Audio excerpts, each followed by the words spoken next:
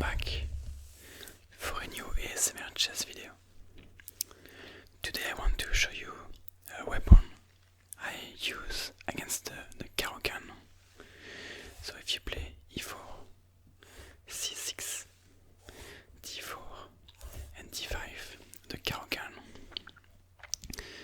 I want to introduce you to the fantasy variation of the Caro-Kann, also known as the Maroczy variation, which is a very dangerous weapon against the Caro-Kann, and that can definitely throw your opponent outside of what they are used to. Because generally speaking, the Caro-Kann players like to either take over this pawn over here, and if you have not played this move, they can take and you can recapture with a piece, with a knight for example, and they have damaged your center. You have a nice pawn center with two pawns because they have played c6 in the opening. So f3 aims at, if you pawn takes, you still have a very nice center. And the other thing that it does is that the Caro-Kann players very much like to develop their bishop outside of their pawn chain and then play e6 to have this triangle of pawns on the light squares with the bishop outside of the pawn chain. Because if you have the bishop over here in the pawn chain, this bishop is not doing much, and it would be very difficult to get it in the game. So they usually want to develop it either to f5 or to g4, and in this position with f3 you're preventing both of those moves, so it's not possible for white to develop, for black to develop their light square bishop easily, which can be really annoying for them. So the main move that we see is pawn takes and pawn takes. No, the best move is simply e5, and we go with knight to f3, and we are not afraid of this pawn capture, and we are not going to recapture with either the knight or the queen. We could, but we would be left with an isolated pawn. Instead we play bishop to c4, which puts already some pressure on this pawn. We have some ideas of knight to g5 and knight to e5, and for example bishop to g4 now is a mistake, because we have bishop takes pawn. If the king recaptures this, we already have knight to e5 check. King moves away, we can recapture with the queen, and this is already a crushing position for white. Yes, it's equal material, but we are one move away from castling and putting our rook on the open file. We have the queen and the knight developed. Black king can no longer castle, and all of black pieces are still stuck on the last rank. So there is, there is still a lot of things that you can play for, but this is already a winning position. As my belly is making some noise, if you can maybe hear that on the microphone. So this is really a line that you should not be scared of. Even if there is no bishop to g4, there are many similar lines where you can sacrifice the bishop or the knight on f7. Sometimes you can even fork. On f7, the knight is supported by the bishop, and you have a fork on the king, on the rook and the queen. And it looks like the knight can be captured, but it cannot. So that can be one line. So let me go back to the original position in the Caro-Kann, the fantasy variation of the Caro-Kann. So this was our original position. After pawn takes, e5, you can play the same as you did just before. Knight takes, knight over here, and sometimes they don't take, they play some other moves, but you can play the same way with bishop to c4, developing your pieces and putting some very strong attack over here. You want to castle relatively quickly, not just to put your king to safety, but also to activate your rook. If you put your rook on the f file, this can pose some serious problems.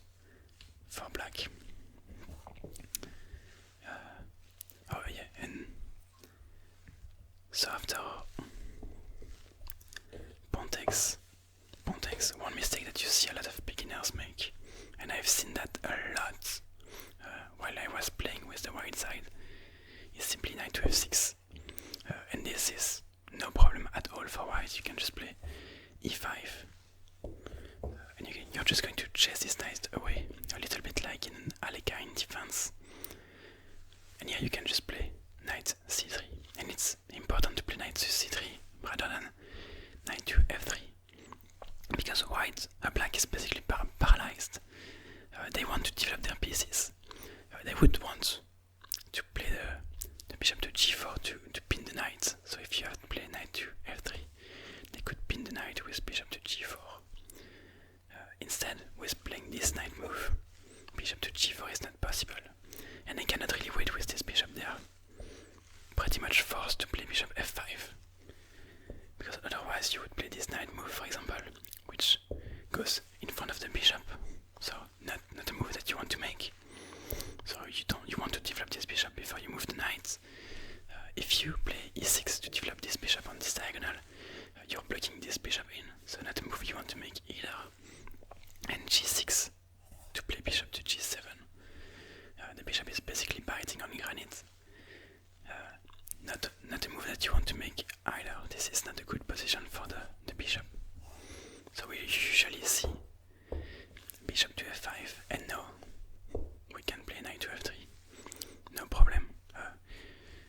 Sometimes black will now play bishop to g4, but that's a loss of a tempo. That's good for you. Like knight over here, bishop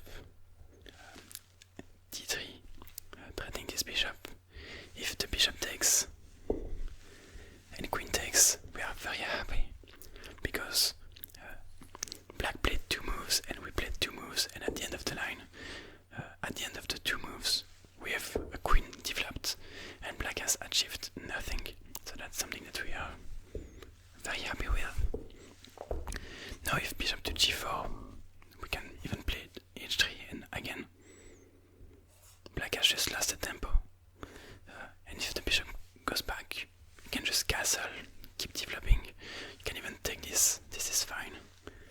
Like bishop takes, pawn takes, and castle over here. It's a fine position.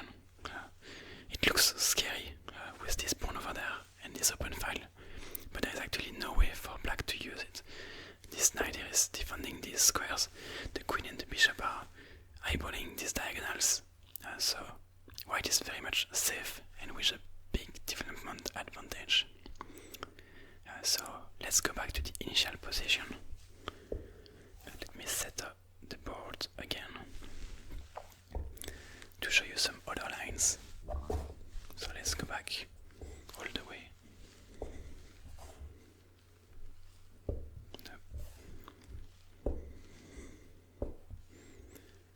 So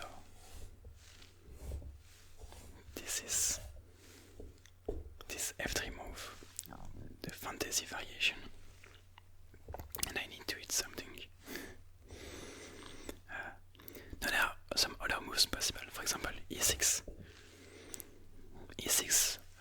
I mean, it's a fine move. You don't mind this. It's going to be a game. There is no particular line to know there. You can develop your piece normally. For example, knight to c3. You can put the bishop over the two bishops on these two squares. The knight on e2 and develop normally and play a normal game of chess. This is not a very threatening move, and basically it buries this bishop on c8. So you're fine with this move. There is some g6 ideas to play bishop to g7 and attack this pawn. So after g6, what you can usually play is knight to c3, bishop to g7, and now you have to play bishop to e3, because if you don't play bishop to e3 and if you play something else, black can take this pawn and then can win this pawn over there, because it's attacked twice and defended only once. So even if it looks like the pawn is protected, it's not. So you need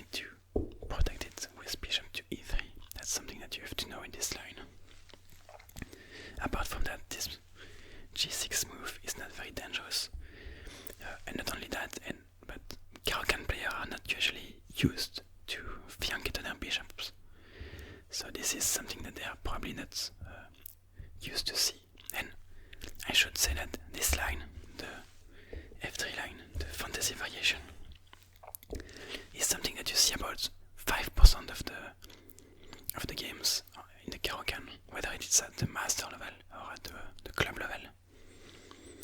And it's the one line in the database, or at least in Lichess database, with the highest win rate. I'm going to try to put a screenshot just to show you.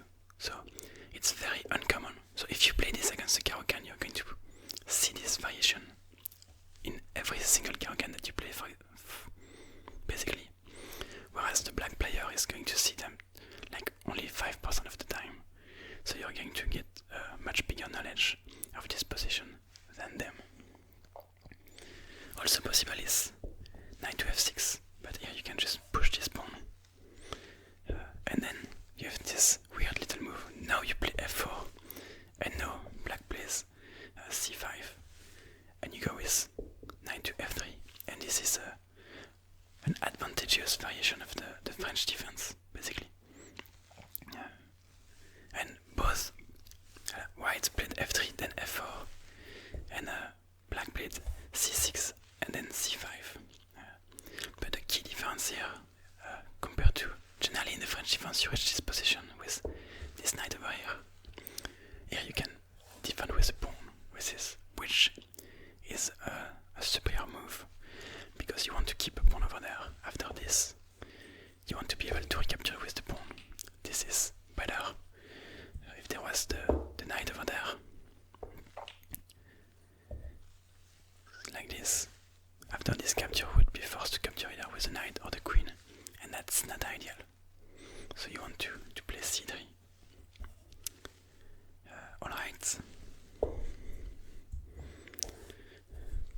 Let's get back to the initial position to see some other responses that black can play. Now there are some tricky moves. For example, there is e5.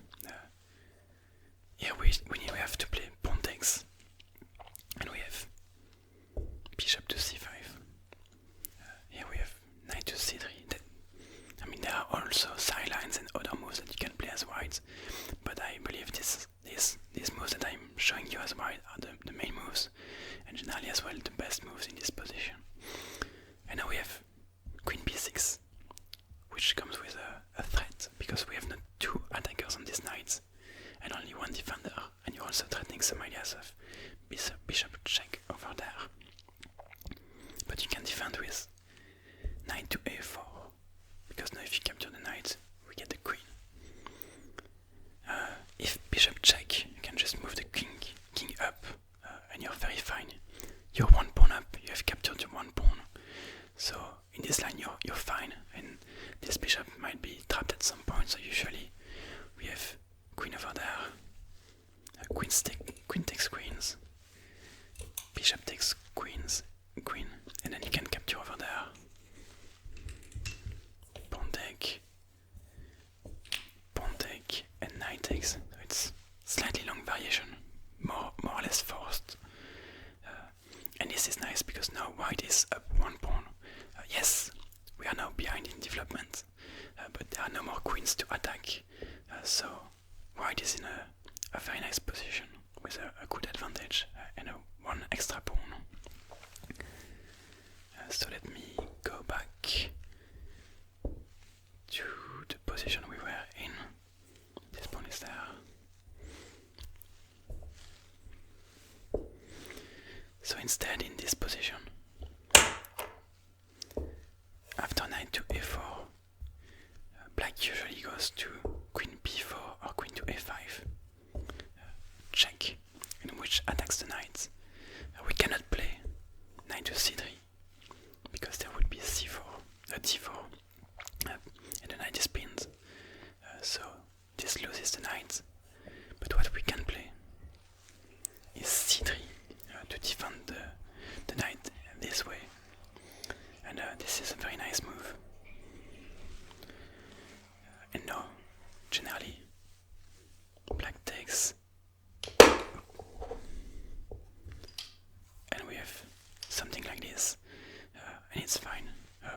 black is more or less forced to take this pawn. If they don't take this pawn, you want to take this one. So they take, and you don't recapture. You were one pawn up. If you recapture, they can capture over here and give you an isolated pawn. So you don't quite want this. So you generally want to go either bishop f4 or queen to d4 to defend the knight and the pawn. Threaten maybe even to win this one. If pawn takes over there, you can recapture and you will have two connected pawns over there. You have some ideas of castling queenside. So it's a nice position as well. And there is one last variation I want to show from the initial position. And after that, we will have made a nice overview of the fantasy variation. I mean, you can go a lot further in details into all of these lines and everything, but basically I'm showing you the main ideas, and if you can already know all the ideas that I've shown you here, you should be very, very much well prepared to play this line. The last variation is this queen to b6 move, which is a dangerous move, and basically you want to treat this with knight to c3. Black can play e5 and transpose into the variation that we've seen previously. The last variation I showed you with this. Again, you want to play knight to a4 in this line to attack the queen and the bishop. But black does not have to go into this. They can just take, and now we have e5, and best move here is just knight to f3. If you take back with the queen or the knight, and you're fine. You have an isolated pawn, but you're ahead in development. You will be able to castle to have the open file for the rook. This is again a slightly nice position for white, but this can be tricky. So that was basically all of the lines I wanted to show you. I had to speed through all of those a little bit because there was a lot to show, but that's basically it. So if you play e4, if you want a weapon against the Caro-Kann, this f3 move. And just for the anecdote, I started playing this because Grandmaster Daniel Naroditsky was recommending it, and I have not looked back. Very nice variation. I hope this video was useful for you. That maybe you will try it out if you're not already playing it, and that this has helped you. If you want to see another video on another opening, another variation against the Caro-Kann, maybe something for the Caro-Kann as black, don't hesitate to ask me that in the comments, and that could be one of my next videos on one opening that you want to see or to learn how to play. And on that note, have a nice day, have a nice evening, have a good night if you're watching this from the comfort of your bed.